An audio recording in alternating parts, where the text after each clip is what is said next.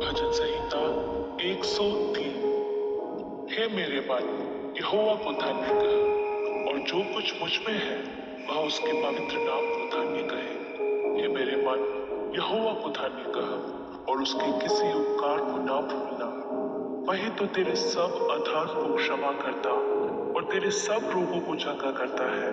वही तो तेरे प्राण को नष्ट होने से बचा लेता है और तेरे सिर पर करुणा और दया का मुकुट बांधता है। वही तो तेरी लालसा को उत्तम पदार्थों से तृप्त करता है, जिससे तेरी जवानी उकाब के समान नई हो जाती है। यहोवा सब पिसे हुओं के लिए धर्म और न्याय के काम करता है। उसने मूसा को अपनी गद्दी और इस्राएलियों पर अपने काम प्रकट किए। यहोवा दयालु और अनुग्रहकारी, विलंब से कोप करने वाला और अति करुणामय है। वह सर्वदा वाद विवाद करता न रहेगा, न उसका क्रोध सदा के लिए भड़का रहेगा। उसने हमारे पापों के अनुसार हमसे व्यवहार नहीं किया और न हमारे अधर्म के कामों के अनुसार हमको बदला दिया है। जैसे आकाश पृथ्वी के ऊपर ऊंचा है, वैसे ही उसकी करुणा उसके डरवैयों के ऊपर प्रबल है। उदयाचल अस्ताचल से जितनी दूर है, उसने हमारे अपराधों को हमसे उतनी ही दूर कर दिया है।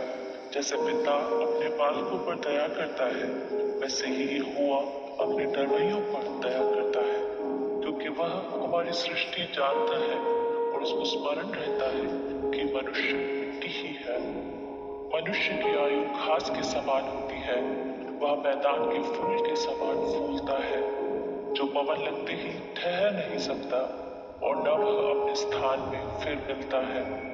परंतु यहोवा की करुणा उसके डरवैयों पर युग युग और उसका धर्म उनके नाती पोतों पर भी प्रकट होता रहता है, अर्थात उन पर जो उसकी वाचा का पालन करते और उसके उपदेशों को स्मरण करके उन पर चलते हैं। यहोवा ने तो अपना सिंहासन स्वर्ग में स्थिर किया है और उसका राज्य पूरी सृष्टि पर है।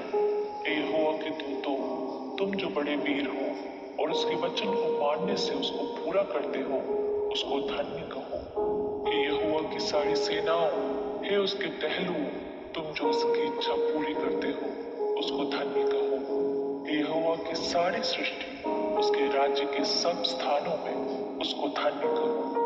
हे मेरे मन, तू यहोवा को धन्य कह। आमीन।